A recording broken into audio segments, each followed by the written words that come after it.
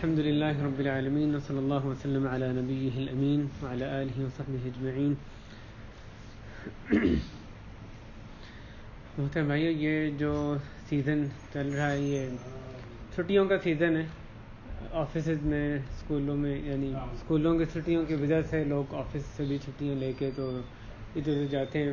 بسا اوقات آدمی رہتا ہے اور اس کی یعنی اہل و عیال چھٹیوں پہ جاتے ہیں.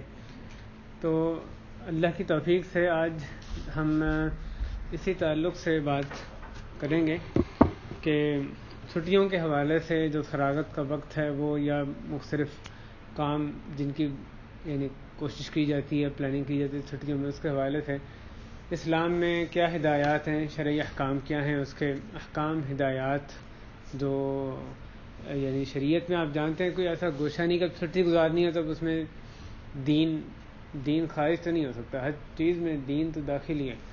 کوئی کام ایسا نہیں ہے کہ بھی دین سے باہر ہو.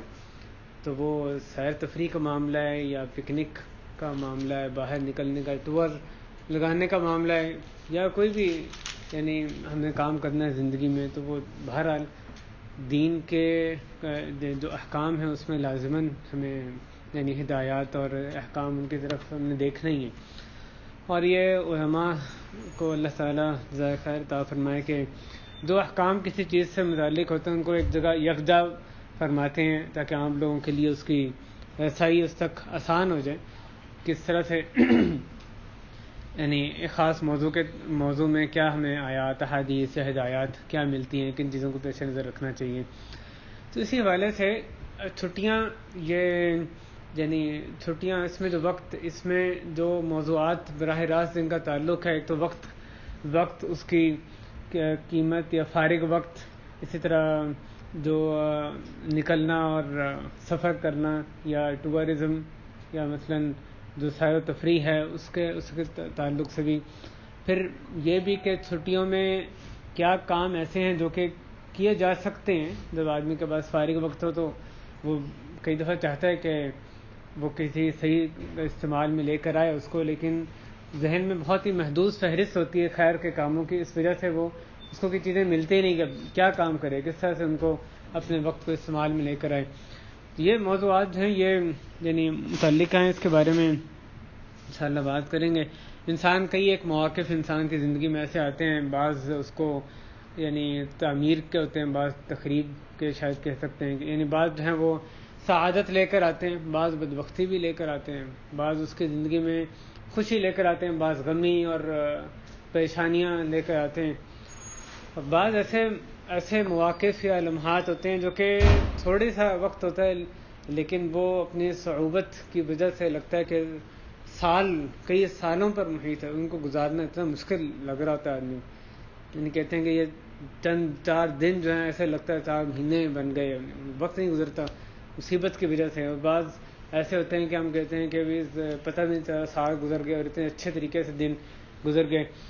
تو یہ اوپر نیچے جو حالات ہیں ہوتے رہتے ہیں، تلک الایام نداولها بین الناس، ان میں لیکن جیسے بھی حالات ہوں یہ حالات بہت صورت وہ وقت، اچھا وقت برا وقت گزر جاتا ہے، اور جو چیز باقی رہتی ہے وہ عمل ہے جو انسان نے ان اوقات میں کیا ہوتا ہے، اچھے برا اوقات میں کس طرح سے اس نے اللہ سے کیا تعلق رکھا ہے، کیا عمل آگے بھیجا ہے، وہ بہت صورت باقی رہتا ہے.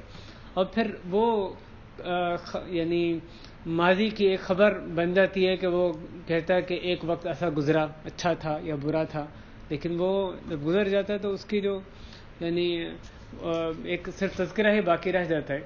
لیکن جو چیز باقی ہمیشہ باقی رہنے والی ہے وہ وہی ہے جو کہ اس نے ان وقتوں میں جو کام کیے ہیں. اس حوالے سے انسان کا جو وقت ہے وہ جیسا بھی ہو، اچھا ہے برا ہے، جو انسان وقت گزار رہا ہے یہی اس کی عمر ہے، اور اس کا اصلی اثاثہ رأس المال کیپٹل جو اصلی ایسٹ ہے انسان کا وہی اس کا وقت ہے. جیسا کہ امام حضرت حسن بصری رحمہ اللہ کہا کرتے تھے، ابن آدم انما انت ایام فاذا كلما ذهب يوم ذهب بعضك.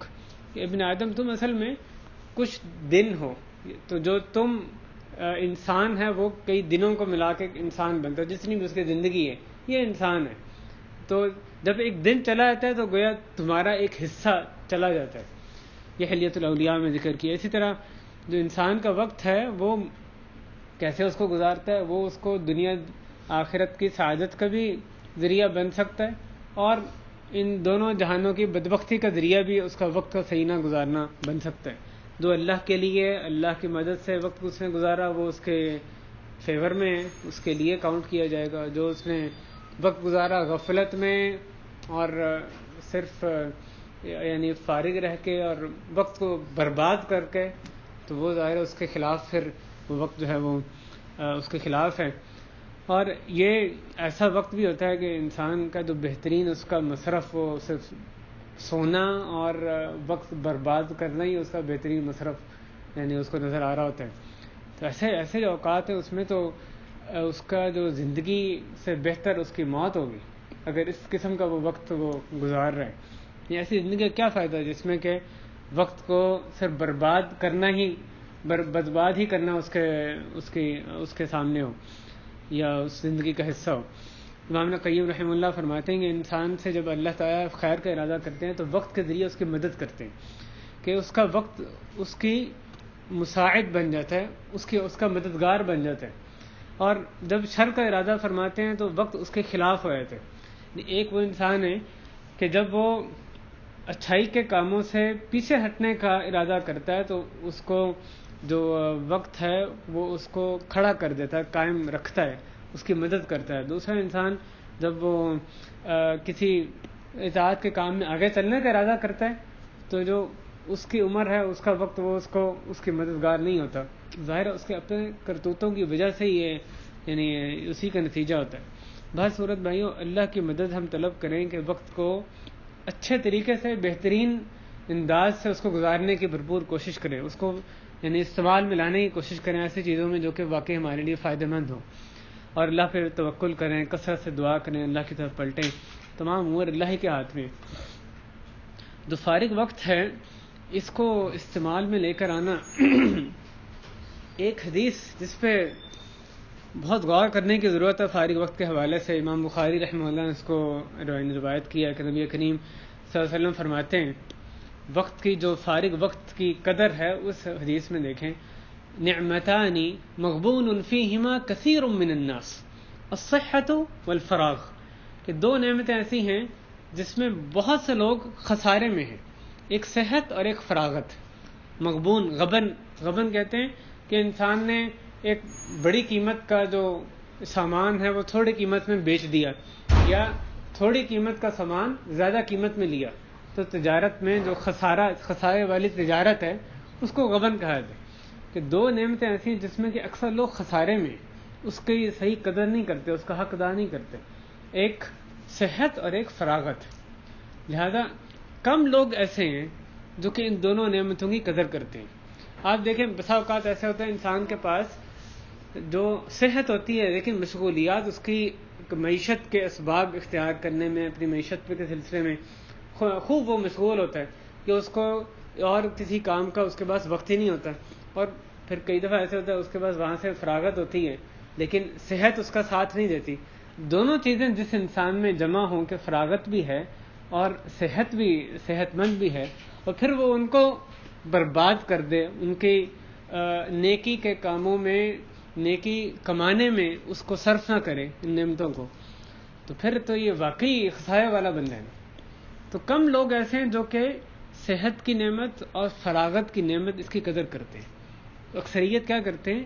اکثریت فارغ وقت کو صحیح طرح استعمال نہیں کرتے۔ دوسرے الفاظ میں آپ اس کو اس طرح بھی بیان کر سکتے ہیں، کثیر من الناس، بہت سے لوگ ایسے ہیں جو اس میں خسارے میں، جو اس کی قدر نہیں کرتے۔ کم لوگ ایسے ہیں جو کہ صحت اور فارغ وقت کی جو عظیم نعمت ہے اس کو قدر کرتے ہیں۔ یعنی کتنے ہم میں سے ایسے ہیں جو اس کو واقعی بحیثیت نعمت جانے، ہمیں فارغ وقت ملا یہ اتنی بڑی نعمت ہے۔ رسول اللہ فرما رہے ہیں کہ نعمتان، دو نعمتیں، اس میں سے ایک فارغ وقت، تو فراغت انسان کو ایک اللہ کی طرف سے نعمت ہے، اس کو نعمت تصور کرنا کہ اللہ نے ہمیں نعمت دی ہے کہ ہم فارغ ہیں، اس وقت ہمیں فارغ وقت ملا ہوا ہے، اس نعمت کو نعمت تصور کرنا یہ پہلی سیڑھی ہے اس کو صحیح استعمال کرنے کی۔ کتنے لوگ ہیں جو کہ اس کی قدر کرتے ہیں، اس کو نعمت کے طور پہ پہچانتے ہیں، اس پر اللہ کا شکر ادا کرتے ہیں۔ تو اللہ تعالیٰ نے تھوڑے لوگوں میں سے بنائے جو کہ صحت فراغت کے جو نعمتیں ہیں ان کی قدر کرتے ہیں، ان کی قدردانی کرتے ہیں. نبی کریم صلی اللہ علیہ وسلم نے اس پہ خوب ترغیب دی ہے کہ انسان فارغ وقت کو اچھی طرح استعمال کرے. نبی کریم صلی اللہ علیہ وسلم نے فرمایا، اس حدیث کو امام حاکم نے روایت کی ہے، صحیح حدیث ہے، اغتنم خمسا قبل خمس، 5 چیزوں کو 5 دن پہلے غنیمت جانو. اور اس میں پہلی بات فرمائی شبابک قبل حرمک، اپنے شباب کو اپنے بڑھاپے سے پہلے، وصحتک قبل سقمک، اپنی صحت کو اپنے بیماری سے پہلے، وغناک قبل فقرک، اپنی امیری کو اپنی غریبی سے پہلے، وفراغک قبل شغلک. موضوع سے متعلق اصل میں یہ جملہ ہے، اپنی فراغت کو اپنی مشغولیت سے پہلے، اپنی فراغت کو اپنی مشغولیت سے پہلے غنیمت جانو، اس کو استعمال کرو. وحیاتک قبل موتک، اور اپنے حیات کو اپنی موت سے پہلے.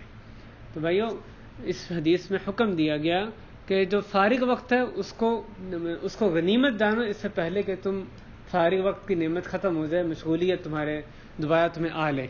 اسی طرح ایک اور حدیث میں نبی صلی اللہ علیہ وسلم نے اس بات کو واضح فرمایا کہ وقت کے بارے میں انسان سے سوال کیا جانا ہے. جو بھی اس کو وقت اللہ نے دیا، اس نے کیسے استعمال کیا، اللہ نے اس کے بارے میں اس سے سوال کرنا ہے. نبی صلی اللہ علیہ وسلم نے فرمایا کہ جب بھی قیامت کے دن آدمی کے قدم اللہ رب العالمین کے ہاں سے ہٹ نہ سکیں گے جب تک کہ 5 چیزوں کا اس سے سوال نہ کر لیا جائے، جیسا کہ امام ترمذی نے یہ حدیث روایت کی ہے. اور وہ 4 یا 5 چیزیں کون سی ہیں جن کے بارے میں میرے آپ میں سے ہر کے جو قدم ہیں وہ ہٹ نہیں سکتے جب کہ ان کے بارے میں پوچھ نہ لیا جائے. اس میں سے پہلی چیز یہ عن عمرہ فیما افناہ، اس کے عمر کے بارے میں کن چیزوں میں اس کو برباد کیا، کن چیزوں میں کھپا دیا، اپنی عمر کو کن چیزوں میں کھپایا. اپنی عمر، دوسرے الفاظ میں اس کا وقت، اس نے کن چیزوں میں استعمال کیا، اللہ نے پوچھنا ہے. فارغ وقت ہے یا جو بھی میرے آپ کے پاس وقت ہے، ہمیں اللہ نے اس پہ تصرف دیا، اس وقت کو کہاں استعمال کرتے ہیں، اللہ نے پوچھنا ہے بعد میں کہ اپنے وقت کو، اپنی عمر کو کہاں تم نے استعمال کیا. اور دوسرا سوال وعن شبابہ فیما ابلا، اپنی شباب کے بارے میں، جوانی کے بارے میں خصوصاً سوال ہوگا کہ اس نے اس کو کہاں پہ کھپا دیا. اور اس کے مال کے بارے میں ومالہ من این اکتسب وفیما انفق، اس کے مال کے بارے میں کہاں سے کمایا، کہاں پہ اس نے خرچ کیا. اور آخری چیز وماذا عمل فیما علم، کہ اس نے کیا عمل کیا ان چیزوں میں جس کا کہ اس کو علم ہو گیا، جو اس کو علم اللہ نے دیا اس پر عمل اس نے کہاں تک کیا. تو اللہ تعالیٰ نے وقت کے بارے میں، ہماری عمر کے بارے میں اللہ نے ہمارے سے سب سے سوال کرنا ہے.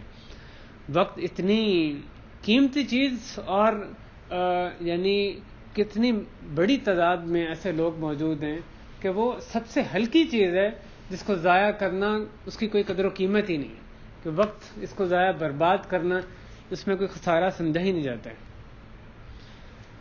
اللہ تعالیٰ کے جو یہ دین اسلام یہ کامل دین ہے، اور اس کے کمال، اس کا ایک یعنی پہلو یہ بھی ہے کہ اللہ تعالیٰ کے جو دین کی یہ ہر زندگی کے جو پہلو ہے، زندگی کا ہر گوشہ اس پر حاوی ہے. ہر زندگی کے گوشے میں ہمیں اللہ تعالیٰ کی طرف سے رہنمائی عطا فرمائی گئی ہے. تو یہ مکمل منہج ہے، ایک انسان کے تمام جو زندگی کے شعبے ہیں اس پر یہ حاوی ہوتا ہے. ہر زمانہ، ہر جگہ اس کے لیے یہ صحیح ہے، لوگوں کی سعادت کا ایک کفیل ہے. اور یہ دین، یہ جو سلیم فطرت سلیمہ اس کے موافق دین ہے، جو میری آپ کی جو اللہ نے فطرت رکھی ہے، جس میں پیدا کی ہے. اللہ نے فرمایا فَأَقِمْ وَجْهَكَ لِلدِّينِ حَنِيفًا، کہ تم کھڑے ہو جاؤ، قائم ہو جاؤ دین کے لیے یکسو ہو کر. پھر آگے اس دین کی صفت یہ بیان فرمائی فطرت اللہ التي فطر الناس علیہا، کہ اللہ کی فطرت ہے جس پہ کہ اس نے لوگوں کو پیدا کیا. تو غور کریں آیت پر کہ تم دین پر صحیح طرح کھڑے ہو جاؤ، یہ دین پر یکسوئی کے ساتھ قائم ہو جاؤ. یہ کون سا دین ہے؟ یہ تمہاری فطرت کے خلاف نہیں ہے، یہ تمہاری فطرت کے عین مطابق دین ہے. اللہ نے جو فطرت بنانے والے ہیں رب العالمین، وہ بیان کر رہے ہیں کہ یہ جو تمہیں نے دین نازل کیا یہ عین وہ فطرت کے مطابق ہے جس پر تمہیں میں نے پیدا کیا ہے. تو یہ انسان کی فطرت کے عین موافق اللہ تعالیٰ نے دین نازل فرمایا. تو یہ دین جو ہے یہ آسانی کا دین ہے، یہ میانہ روی اعتدال کا دین ہے، اور یہ پریکٹیکل دین ہے. یہ ایک آئیڈیل مثالی دین ہے اور پریکٹیکل دین ہے. یہ نہیں کہ یہ دین ایسا ہے جو کہ صرف باتوں کی حد تک اس پہ عمل نہیں ہو سکتا. یہ دین ساری ہماری ضروریات کو مد نظر رکھتا ہے, اس کو تقاضوں کو, نفس کے تقاضوں کو پورا کرتا ہے. پریکٹیکل اس پہ عمل کیا جا سکتا ہے. اور اللہ تعالیٰ نے اس کی آسانی کا ذکر کرتے ہوئے فرمایا یرید اللہ بکم اليسر ولا یرید بکم العسر. اللہ تعالیٰ تمہارے ساتھ آسانی کا ارادہ رکھتے ہیں اور تمہارے ساتھ کسی بھی معاملے میں کبھی بھی مشکل کا ارادہ نہیں رکھتے. تو دین صرف آسان ہی آسان ہے, اس میں مشکل نہیں ہے. یعنی اس پر عمل کرنا آدمی کہے کہ میرے بس کی بات ہی نہیں, یہ نہیں ہو سکتا. یہ ہو سکتا ہے کہ اس کے لیے خواہشات نفس کو مارنا پڑے, لیکن مشکل دین میں نہیں رکھے گی. دین پہ عمل کرنا آسان ہے. تو اسی حدیث میں بھی آتا ہے بعثت بالحنیفیۃ السمحہ, کہ مجھے یعنی آسان دین جو ملت ابراہیمی حنیف دین ہے, آسان دے کر بھیجا گیا. اس دین کی آسانی, اس کا ایک پہلو یہ ہے کہ اللہ تعالیٰ نے جو مباح چیزیں ہیں اس میں وسعت رکھی, جائز چیزوں میں وسعت رکھی, ان میں تنگی نہیں رکھی گئی, ان کی تفصیلات بیان نہیں کی گئی. اللہ تعالیٰ نے تفصیلات حرام چیزوں کے بیان فرمائی ہیں. معاملات میں, کھانے پینے میں, اٹھنے بیٹھنے, لباس میں, جو معاملات ہیں, کس چیز کی تفصیل بیان کی گئی؟ جو حرام ہے. جو حلال ہے اس کی تفصیل نہیں بیان کی گئی, کیونکہ اس کا وہ جو حرام نہیں ہو, ہر چیز حلال ہی حلال ہے, اس کا دائرہ بہت وسیع ہے. تو اللہ تعالیٰ نے فرمایا وَيُحِلُّ لَهُمُ الطَّيِّبَاتُ وَيُحَرِّمُ عَلَيْهِمُ الْخَبَائِث, تو اور وہ ان پر طیب چیزیں حلال کرتا ہے اور خبیث چیزیں حرام کرتا ہے. تو اللہ تعالیٰ نے شریعت میں مباح چیزوں کی تفصیل نہیں بیان کی, حرام چیزوں کی تفصیل بیان کی. وَقَدْ فَصَّلَ لَكُم مَّا حَرَّمَ عَلَيْكُمْ إِلَّا مَا اضْطُرِرْتُمْ إِلَيْهِ, اور اس نے تمہارے لیے تفصیل بیان کی. کس کی؟ مَا حَرَّمَ عَلَيْكُمْ, جو اس نے تم پر حرام قرار دیا, سوائے اس کے جو تمہاری جب تم اضطراری کیفیت میں آ جاؤ. تو اللہ تعالیٰ اس آیت میں سورہ انعام آیت 119 میں فرما رہے ہیں کہ اللہ تعالیٰ نے تمہارے لیے تفصیل بیان کی. وہ کن چیزوں کی ہے؟ جو اللہ نے تم پہ حرام کی. حلال کی کیوں نہیں بیان کی؟ حرام کو چھوڑ کر معاملات میں ہر چیز حلال ہے. تو اللہ نے دین بہت وسعت رکھی ہے, تنگی ہمارے لیے نہیں رکھی. اور جو بندہ اللہ کی جو زینت ہے اس کو حرام کر دے بندوں پر, اللہ نے اس پر انکار فرمایا کہ قل من حرم زینت اللہ التی اخرج لعباده والطیبات من الرزق, کہہ دیجیے کہ کون ہے یہ جو کہ اللہ کی زینت کو, اور اللہ نے جو اس نے اپنے بندوں کے لیے نکالی, اور جو پاکیزہ رزق اللہ نے مہیا کیا, اللہ تعالیٰ کے جیسے پاکیزہ رزق اس کو رحمک اللہ اس کو بندوں پر حرام کرتا ہے. تو یہ کسی کو یہ اختیار اللہ نے نہیں دیا جو خام خواہ ہر حلال کو حرام کرے, اس پر اللہ تعالیٰ نے انکار فرمایا. تو یہ شریعت کی وسعت ہے. حرام چیزوں سے بچنا ہے, باقی تمام چیزیں حلال ہی حلال ہیں, اس کا دائرہ بہت وسیع ہے. تو اسی ضمن میں مسلمان اپنے آپ کو کیسے, اپنے دل کو کیسے یعنی راحت پہنچائے, کس طرح سے ریفریش کرے, اس کے جو وسائل ہیں اس میں بھی اسلام نے احکام نازل فرمائے. اور اس میں بھی اصل قاعدہ یہ ہے کہ ہر جو طریقہ ہے وہ حلال ہے, مباح ہے, الا یہ جس کو حرام, جس کی وضاحت کی گئی, یعنی جس کی تفصیل بیان کی گئی, اس چیز سے بچ کے رہنا. تو چھٹیوں کے دوران انسان جب اپنے مباح کاموں میں وسعت اختیار کرنے کا ارادہ کرے, یعنی مختلف مثلا کسی لذت کو یا جس چیز میں اس کو لطف اندوز ہوتا ہے اس کو حاصل کرنے کی وہ کوشش کرے, تو حرام سے بچ کے جو باقی سارا دائرہ ہے وہ اس کے لیے بہت کھلا ہے, اس کو وہ اختیار کر سکتا ہے. یہ دین کی آسانی ہے. تو اگر آدمی اپنے یعنی نشاط بحال کرنے کے لیے, دوبارہ اپنا جذبہ قائم رکھنے کے لیے, اچھے کاموں کو کرنے کے لیے, اس میں وہ ایسے کام کرتا ہے, ایک تفریح طبع کا سامان کرتا ہے. اسی میں یہ بھی ہے کہ گھروں سے نکل کے مثلا کوئی پکنک ہے, کوئی ٹور پہ جانا ہے, یا خاص طور پہ چھٹی لے کے بال بچوں کے ساتھ گزارنا ہے, یا ایسی اس قسم کے کوئی کھیلیں جو کہ شریعت نے جو مباح قرار دی ہیں. تو ایسی چیزوں کے بارے میں نے فرمایا, یہ حدیث مسلم میں, کہ وَلَكِنْ يَا حَنْظَلَةَ سَاعَةً وَسَاعَةً, کہ لیکن حنظلہ ایک گھڑی اور ایک گھڑی. تو ساری گھڑیاں برابر نہیں ہو سکتی. وہ گھڑی جس میں نبی صلی اللہ علیہ وسلم کے پاس صحابہ موجود ہوتے اور دل خوب توجہ سے وہاں پر ہوتا, اور آخرت کی یاد گویا کہ وہ جنت دوزخ کو دیکھ رہے ہیں, تو ساری گھڑیاں اس گھڑی کی طرح نہیں ہو سکتی. ایک گھڑی وہ جس میں کہ اللہ کے حقوق انسان پورے کرتا ہے, پوری دل کی توجہ ادھر ہی ہوتی ہے، اور ایک گھڑی جبکہ اپنے نفس کی جو مباح لذتیں ان کو وہ حاصل کرتا ہے، اس میں وہ اس کو کچھ ڈھیل دیتا ہے، یعنی مباح چیزوں کے ذریعے سے اپنے جو تقاضے ہیں نفس کے وہ پورے کرتا ہے. ایک گھڑی لیا حنظلہ ساعۃ وساعۃ.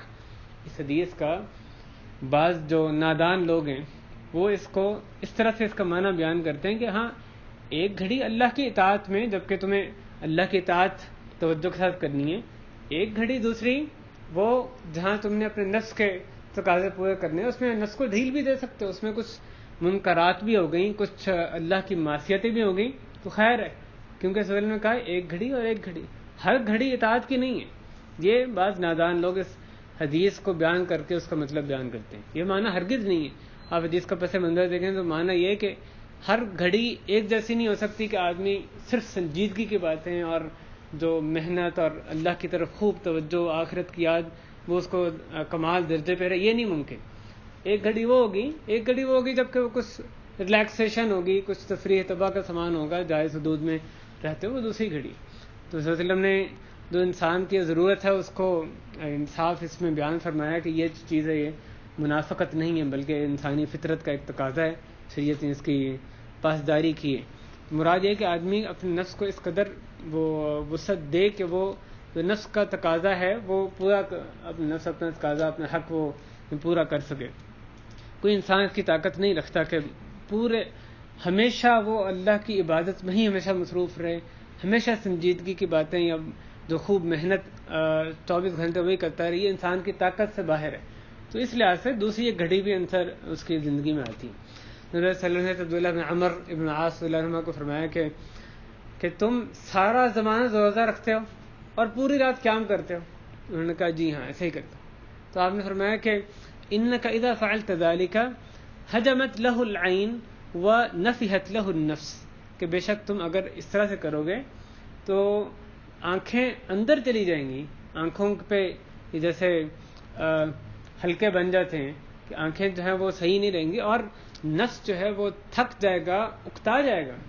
کہ ہر روزانہ تم روزہ رکھتے ہو اور ساری رات تہجد میں گزارتے ہو، تو یہ نفس اس کی طاقت نہیں رکھتا ہے، اس طرح تمہاری آنکھیں بھی، نفس کمزور ہو جائے گا، اکتا جائے گا. آگے آپ نے فرمایا کہ اس شخص نے روزہ نہیں رکھا جس نے کہ سارا زمانہ روزہ رکھا. 3 روزے اگر ہر مہینے رکھو تو یہ ایسا ہی ہے جیسا کہ تم نے سارا زمانے میں روزے رکھے.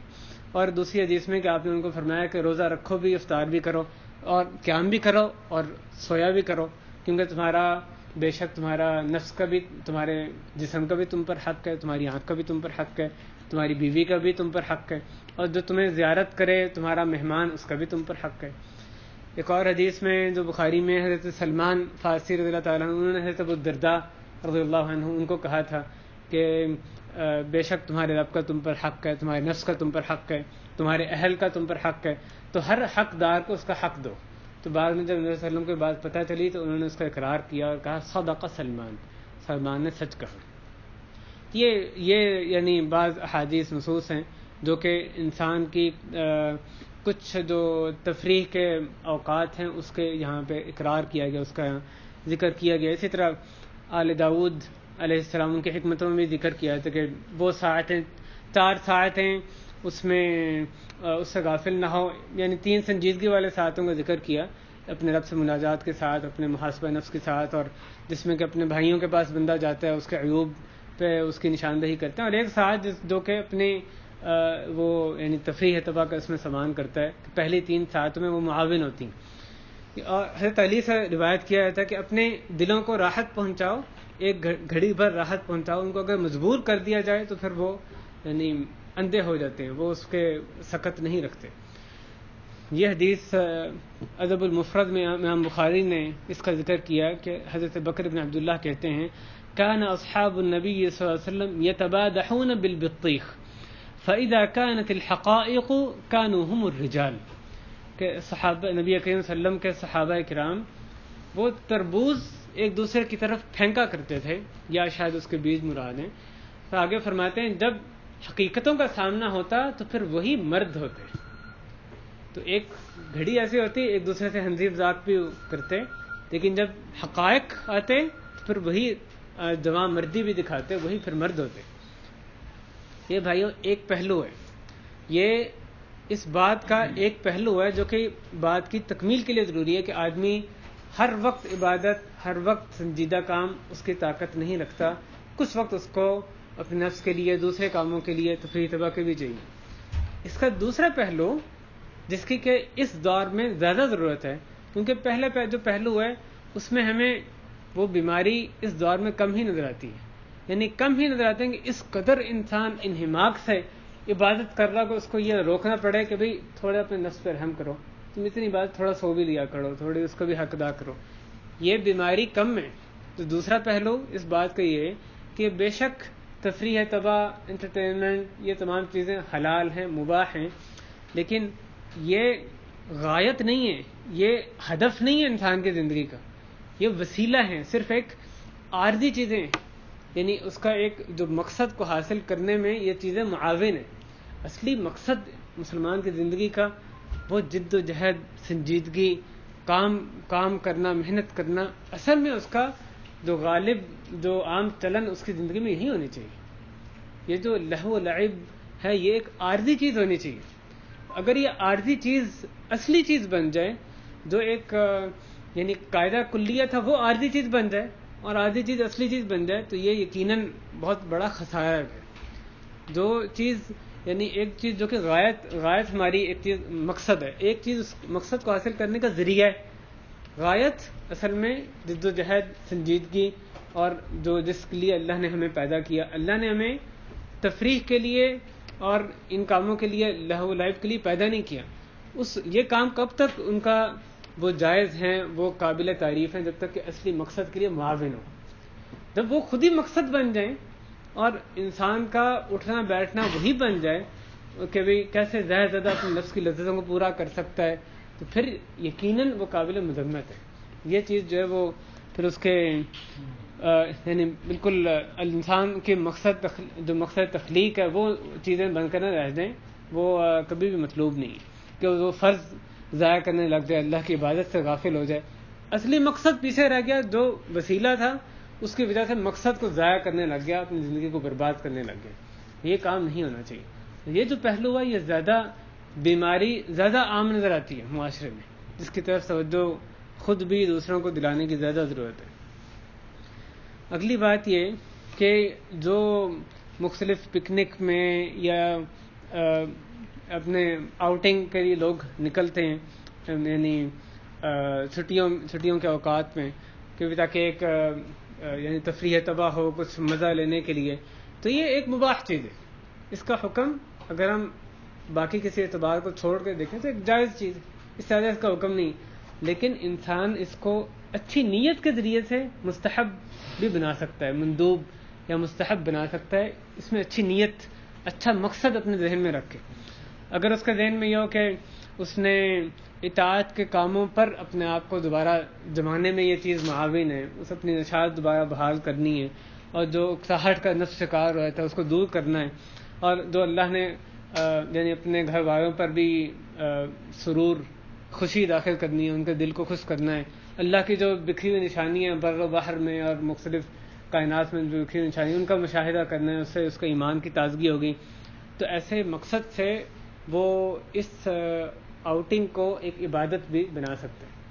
مسلمان کی کوشش ہوتی ہے کہ اس کی ساری زندگی اللہ کے لیے ہو، یعنی کہ ایک گھڑی اللہ کے لیے، اور جو تفریح کا وقت ہے وہ اللہ کے لیے نہیں، بلکہ وہ ساری زندگی اللہ کے لیے ہی اپنی کرنے کی کوشش کرتا ہے. اس کی زندگی اللہ کے لیے ہوتی ہے. قل ان صلاتی و نسکی و محیا و مماتی للہ رب العالمین، کہہ دیجیے کہ میری نماز، میری قربانی، میرا جینا، میرا مرنا اللہ رب العالمین کے لیے. لا شریک لہ بذلک امرت وانا اول المسلمین، جن کا کوئی شریک نہیں ہے، اسی کا مجھے حکم دیا گیا اور میں اول مسلم ہوں. تو یہ ساری زندگی اللہ کے لیے، یہ جو چیزیں جو کہ محض اصلی عبادت سے ہٹ کے، ان کو کیسے ہم اللہ کے لیے بنا سکتے ہیں؟ اپنی نیت کا محاسبہ کر کے.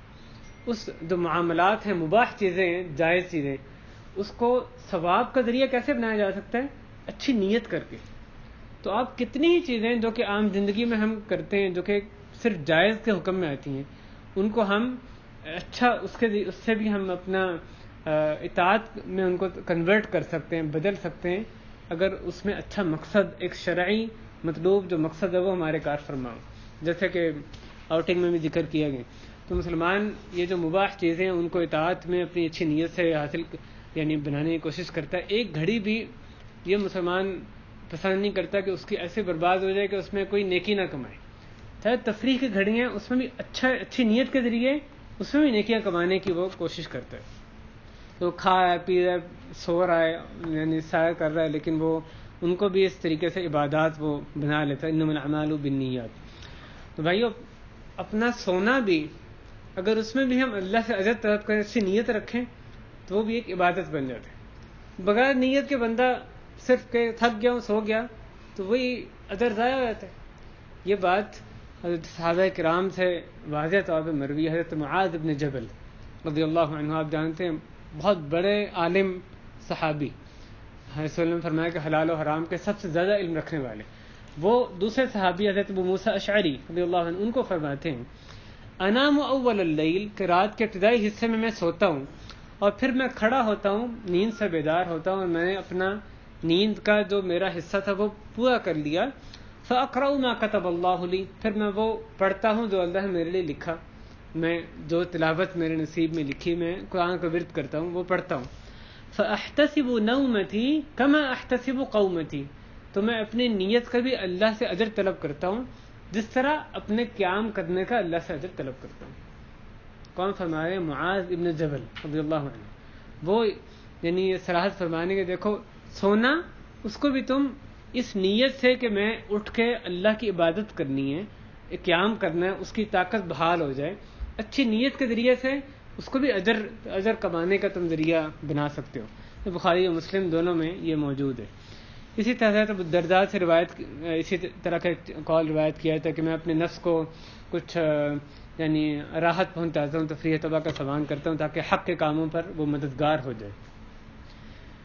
اگلی بات نمبر 14 یہ کہ جو آؤٹنگ ہے رحلات جو پکنک اس کے آداب میں سے ایک یہ بھی ہے اور اس کی تفصیل کا موقع نہیں ہے کہ آدمی اس کے متعلقہ جو بھی احکام ہیں اس کا اس سے پہلے کہ وہ نکلے ان کا علم حاصل کرے تاکہ وہ کسی حرام کام میں مبتلا نہ ہو جائے یا کسی واجب فرض چیز کو چھوڑ نہ بیٹھے لا علمی میں.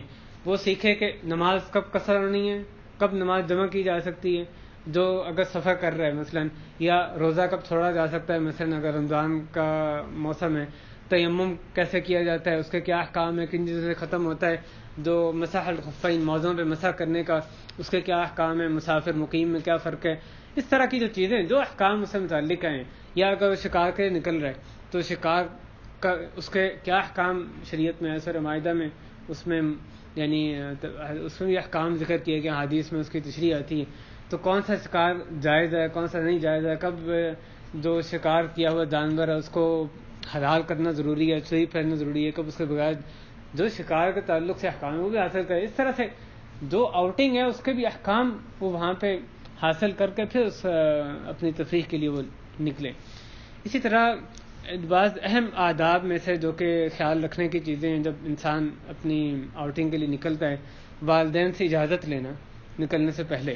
اسی طرح اپنے آپ کو قرض کے بوجھ تلے نہ انسان صرف اس لیے دبا دے کہ تفریح کے لیے اس نے باہر جانا سیاحت کے لیے جانا ہے.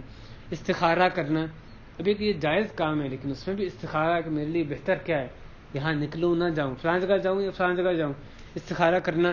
اسی طرح جو پکنک کے لیے جو ایک معروف تیاری ہے کھانا پینا جو بھی نان نفقہ ساتھ لینا ہے یا کسی نے کمپاس لینا ہے تاکہ قبلے کے رخ اس کو پتہ چل سکے تو سیفٹی کی چیزیں ان سب کا خیال رکھنا. اچھی صحبت اختیار کرنا اچھے دوستوں کی رفاقت اختیار کرنا. صبح کے وقت اگر بندہ نکلے تو یقیناً یہ برکت کا وقت ہے جس سے کہ بہت زیادہ اس زبان میں غفلت برتی جاتی ہے. جب فیملی کو اہل و عیال کو بٹھانا ہو تو اس کے لیے مناسب جگہ کا انتخاب کرنا اللہ کے ذکر سے غفلت نہ ہونے پائے. جو اذکار ہیں دعائیں ہیں ان کو سیکھنا جیسے سواری پر چڑھنے کی کیا دعا ہے سفر کی کیا دعا ہے کہیں رکنے تب کیا دعا ہے اس طرح جو مختلف دعائیں سکھائی گئی ان کا اہتمام کرنا ان کو سیکھنا. جب آپ نکلے ہیں اب ایک تفریح کا وقت ہے لیکن اس وقت بھی اسراف سے بچ کے رہنا چاہے وہ کھانے پینے میں اسراف ہو یا یعنی ہوٹلنگ میں اسراف ہو جس میں بھی اسراف بہرحال ممنوع ہے. اسی طرح لوگوں کو تکلیف دینے سے اجتناب کرنا ماحول کی حفاظت کرنا جو عام پبلک پراپرٹی ہے اس کی حفاظت کرنا، رستے سے تکلیف کو ہٹا دینا، یہ جو بعض آداب ہیں. اس کے علاوہ بھی جو بھی آداب ہمیں سکھائے گئے، یہ یعنی راستوں کے آداب ہیں، نکلنے کے سفر کے آداب، کہیں جا کے ٹھہرنے کے آداب، دعائیں، ان سب کا اہتمام کرنا یقیناً یہ یعنی جب بندہ نکلے تو اس کو ان تمام چیزوں کا اہتمام کرنا چاہیے.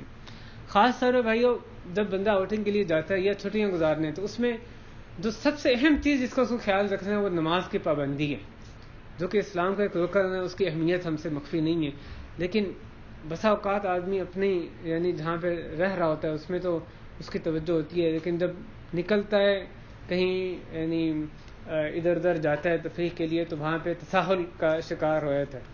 اس کا خاص خیال رکھنے کی ضرورت ہے. وقت کے اندر ان الصلاۃ کانت علی المؤمنین کتابا موقوتا، وقت کے اندر اس کو ادا کرنا صحیح طرح آداب کے ساتھ. اس میں کوتاہی، وہ چھٹی ہے یا مشغولیت ہے یا جو بھی آدمی مقیم ہے مسافر ہے، اس میں تو کوئی رخصت نہیں ہے. صحیح طرح نماز ادا کرنا یہ اس کی ذمہ داری ہے. صحیح مومن ہیں وہ لوگ ہیں جو کہ لا تلہیہم تجارۃ ولا بیع عن ذکر اللہ واقام الصلاۃ، کہ تجارت خرید و فروخت کو غافل نہیں کر دیتی اللہ کے ذکر اور نماز قائم کرنے سے. تو جو بھی ہم کام کر رہے ہیں، تجارت ہے یا یہ تفریح طبع کا سامان ہے، وہ ہمیں اللہ کے ذکر، نماز سے، زکوٰۃ سے غافل یہ چیزیں نہ کر دیں ہمیں. تو اس میں خاص توجہ کی ہمیں یعنی ضرورت ہے. اسی طرح نماز کے حوالے سے ایک چیز جس کا بعض دفعہ غفلت ہو جاتی ہے وہ یہ کہ جب نماز کا وقت آ جائے اور ہم کسی کھلی فضا میں ہوں، مثلا باہر گئے ہیں، کسی پارک میں ہیں، کھلی جگہ پر ہیں، بر میں ہیں، صحرا میں خیمے یعنی خیمہ لگا کے وہاں پہ ٹائم گزار رہے ہیں. نماز کا وقت ہوتا ہے تو مستحب یہ ہے کہ آدمی اذان کہے، اور اذان بھی بلند آواز سے وہاں پہ کہے، چاہے سننے والا کوئی بھی نہ ہو. یعنی بندے وہی ہیں جو کہ وہاں پہ موجود ہیں خیمے میں یا 2-3 خیموں میں جو موجود ہیں، کہ آپ جب کہیں نماز کا وقت ہو گیا تو ویسے سارے آ جائیں گے، لیکن پھر بھی اذان اور بلند آواز سے اذان رحمک اللہ یہ کہنا مستحب ہے. حضرت ابو سعید الخدری رضی اللہ عنہ صحیح بخاری میں حدیث ہے کہ انہوں نے اپنے ایک ساتھی سے کہا کہ میں دیکھتا ہوں کہ تمہیں بکریوں سے اور بادیہ کھلی جگہوں میں جو کھلے میدان ہیں ان سے تمہیں پیار ہے، تمہیں وہ یہ چیزیں اچھی لگتی ہیں.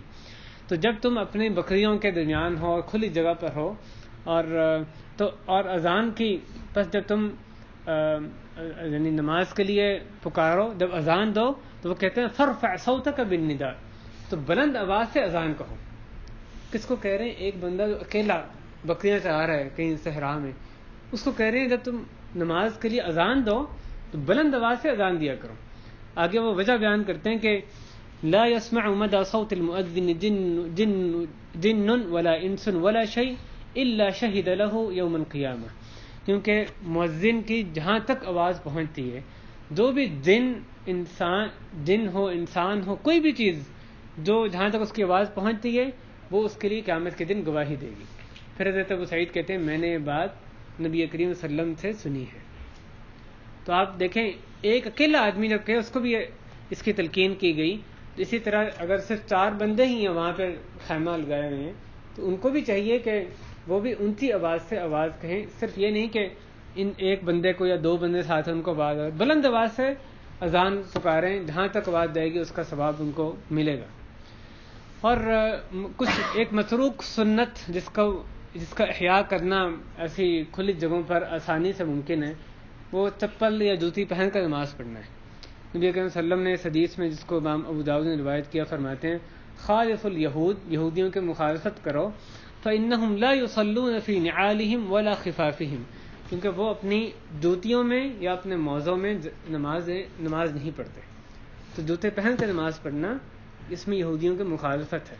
جہاں بندے کو موقع ملے اس کو اس سنت کا بھی احیاء کرنا چاہیے. لیکن اس سنت پہ کی لا علمی کا نتیجہ ہوتا ہے کہ آدمی جہاں صحرا میں بھی نماز پڑھتا ہے، اس کے باوجود کہ اس نے دیکھ لیے جوتے صاف ہیں اس کے، پھر بھی وہ جوتے اتار کر ہی ساتھ رکھ کے نماز پڑھتا ہے، جوتے کے اوپر کھڑا ہو کر نماز پڑھتا ہے. کیونکہ حالانکہ سنت یعنی جہاں موقع ہو جوتے پہن کر نماز پڑھنا یہ سنت میں آیا ہے، اس کا اہتمام کرنا چاہیے. عورت کا ایسی جگہوں پہ نکلنا اس میں بھی کوئی حرج نہیں، بشرطے کہ اسلامی حجاب کا، پردے کا خیال رکھا جائے، اختلاط نہ ہو اور جو بغیر زینت کے بغیر خوشبو لگائے وہ وہاں پہ نکلے. تو اسلامی آداب کے تحت رہتے ہوئے اگر خواتین بھی اس میں شریک ہوتی ہیں، سانس نکلتی ہیں گھر والوں کی، کوئی حرج نہیں. اور بندے کو چاہیے کہ اپنی خواتین کو تلقین کرے، خیال رکھے ان کے حجاب کا، پردہ داری کا، مناسب جگہ مناسب وقت کا اس لحاظ سے وہ انتخاب کرے، اور خود بھی اپنے آپ کا خیال رکھے کہ دوسروں کی عورتیں ان کے حوالے سے بھی غض بصر کا اہتمام کرے، اپنی نگاہوں کو پست رکھے، ادھر ادھر جب جائے تو وہ یعنی اپنی آنکھوں کا خیال رکھے، اپنے مسلمان بھائیوں کی حرمت کی پاسداری کرے. اور بھائیو، یہ چھٹیاں ایک دو عظیم ایمانی آؤٹنگ یا پکنک عمرے کی شکل میں، اس کا بھی ایک اچھا موقع ہوتا ہے. آپ جانتے ہیں اس کے بہت سے فضائل احادیث میں آئے ہیں.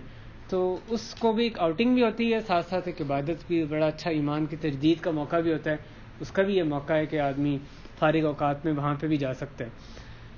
ان چھٹیوں میں بعض چیزیں، تجاویز، کون بندہ اس میں کامیاب ہو گیا ان چھٹیوں میں، جب وہ چھٹی لیتا ہے آدمی، دفتر سے لے یا اسکولوں کی چھٹیاں ہوں جو بھی، وہ آدمی جس نے کہ اللہ کی کتاب کا کچھ حصہ یاد کر لیا، خیرکم من تعلم القرآن وعلمہ، یا کسی اور کو سکھا دیا.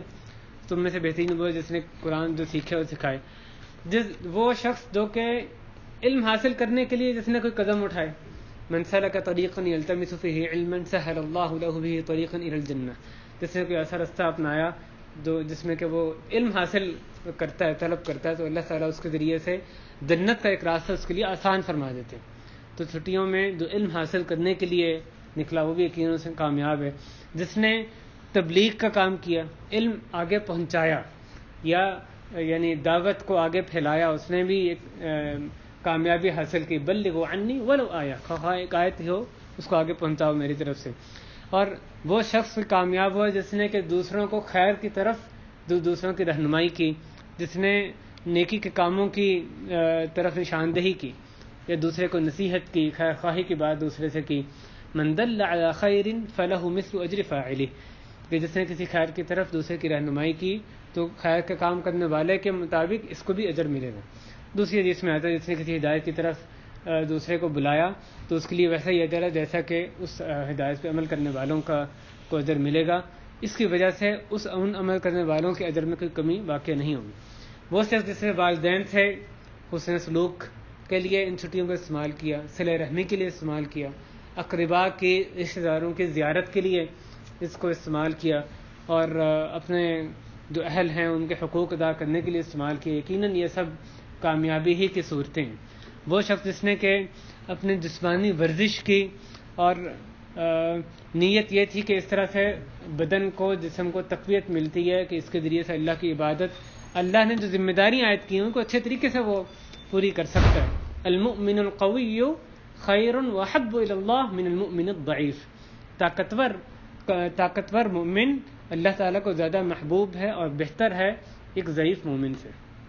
اسی طرح جس نے کوئی نیکی، اچھی رفاقت کما لی، اچھے دوست بنا لیے جو اللہ کی خاطر جن سے محبت کرنے والا ہو، جن کے ساتھ اللہ کی خاطر اٹھنا بیٹھنا ہو، چھٹیوں میں یہ کام کر لیا، اس نے بھی ایک کامیابی کا، ایسے دوست جو کہ اس کو اچھائی کی طرف رہنمائی کریں، برائی سے اس کو دور لے جانے کی کوشش کریں، بھی کامیابی ہے. بعض جو آئیڈیاز کیسی چیزوں میں چھٹیوں کو استعمال کر سکتے ہیں بغیر ان چیزوں کی تفصیل میں جائے، صرف عناوین کی حد تک کوئی صورت یاد کر لیں، کوئی ایک آیت ہی دوسرے کو سکھا دیں، بڑے ہوں بچے ہوں، جیسے ان چیزوں میں سے جو مناسب ہے ہم اس میں سے اخذ کر سکتے ہیں. یہ بعض تجاویز ہیں. اسی طرح کوئی ایک مسئلہ سیکھ لے بندہ، ایک شرعی مسئلہ، اس کا علم حاصل کرنا بذات خود یہ بھی ایک عبادت ہے، ثواب کا کام ہے.